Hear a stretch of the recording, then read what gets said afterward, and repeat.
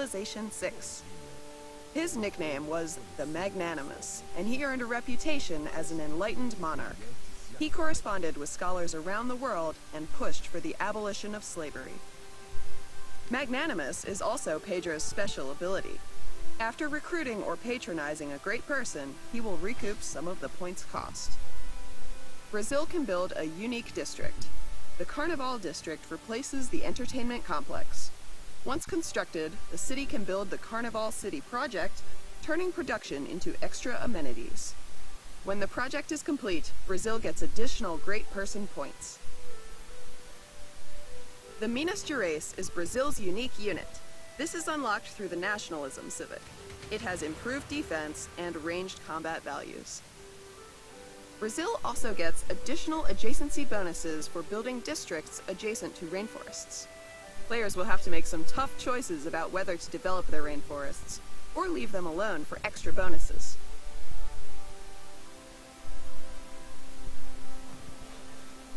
If you like great people, then you're going to love playing as Brazil.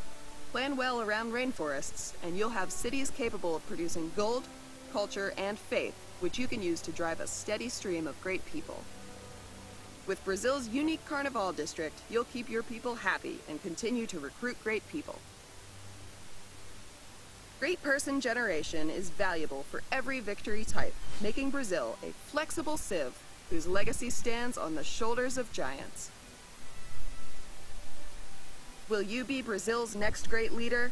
How will you achieve victory in Sid Meier's Civilization VI? Alright, so looking at a couple things, this is an interesting, I guess you could say, bonus that Brazil has, right? And one of the ones that I currently really enjoy about it, apart from apart from the great people bonus that you get whenever you get one, which is kind of a bonus throughout the game. It's depending on how strong it's going to be, we'll know how good it is.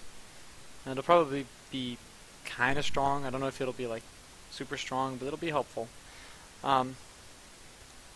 Anyways, let's look. Yeah, so the Carnival is going to help you get some of that. I believe it's more of a cultural building. Let me listen through again. Carnival district replaces the entertainment complex. Once constructed, the city can build the Carnival City project, turning production into extra amenities. Okay, so it's an amenity generating, I guess you could say, district improvement or whatever. So essentially, this helps your cities grow. Okay. Then you also have this boat, the Minas Gerais.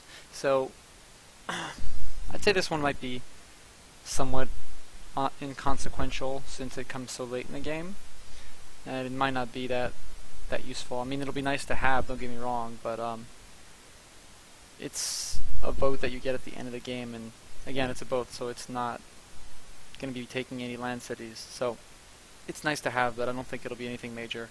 Now, will it be better than those Parkinhouse from Civ V? Maybe. I'd say potentially, because it will be at least stronger probably than the other boats, whereas the Parkinhouse were literally the same strength as another soldier, except they gave you, gold mage points. So I'd say in some ways, yeah, it's probably going to be better just because of that, if it's got a higher strength. The Nationalism Civic. It has improved defense and range. Players will have to make some tough choices about whether to develop their rainforests or. So having rainforests, next to your tiles apparently is quite a helpful thing. So I think that what's going to be happening is you'll be getting these bonuses, and you'll have to potentially improve your tiles less than in the other player. You may have to occasionally improve one or less tiles. So the good thing about Brazil that you may not realize is that if you're in this situation, you'll be needing to build less builders probably if you're next to rainforest especially. So that being said, you're going to be better off, and you're not going to have to spend as many hammers on these workers as often. So that'll be a nice little plus. You can go real slim, build as few workers as you need, and just really have the rainforest help you out. So I think that you know, they'll be able to spend less hammers on it and spend hammers on other things. So that'll be kind of nice. Maybe you can spend more hammers on war, you know, things like that when you want. So we'll have to see how strong that is. I mean, if the rainforest bonuses are not that big, then it may not matter. But if they're reasonable, like, you'll be able to just get away with murder by like building very little and, you know, taking people out. So this could be a lot stronger. This could be hidden OP, but I don't think it will be. But we'll have to see. Leave them alone for extra bonuses. Okay. You're going to love playing as Brazil. Plan well around rainforests, and you'll have cities capable of producing gold, culture, and faith, which you can use to drive a steady stream of great people. Okay, so here they said, yeah, faith, culture, and whatever the other one was, can help you get great people. So it sounds like you're going to be spending those on. I mean, they're going to be like somehow producing more great people for you. So if that's another bonus you're getting, I think that it will be fairly strong throughout the game, and it's depending on like how much you really need to get this production going, and if it scales with age and such, like with which age you're in, then it could potentially be very strong. But we'll have to see how strong they make it. I think they'll tone it kind of down. I think they'll be real careful with it. So we'll have to see. But I'll say, like, as a late game Civ, this is definitely a late game Civ. Although it could be perfectly fine early game. So I think this will be like a fairly strong Civ, even though it's fairly late game. I think that if you get anywhere past like the beginning of the game, you start getting like industrial, you start getting more of that science, more of that culture, and hopefully that at that point things start really giving you those great people. So yeah, I think that throughout the game, they'll be fairly good. I think they'll be fairly good. They'll definitely be above average. I'd rate them above average to somewhere between above average to good. I think that's about all we got. Yeah. Making Brazil a flexible Civ whose legacy stands on a flexible victory type. Making Brazil a yeah, so they can go for different victory types, which is always really nice. When you know, like sometimes you get cut out of a victory type because somebody's just way farther ahead of you. So being able to really focus on different things will be quite helpful. So yeah, I think those great people are really gonna allow you to go where you want with this Civ, and the fact that the rainforests are going to be there are going to make the gameplay more interesting because you'll be playing around the rainforest, and I think that's excellent. I think the more different they make the Civs, the better, because you want to play, every time you play a game of Civ, you want it to be different, right?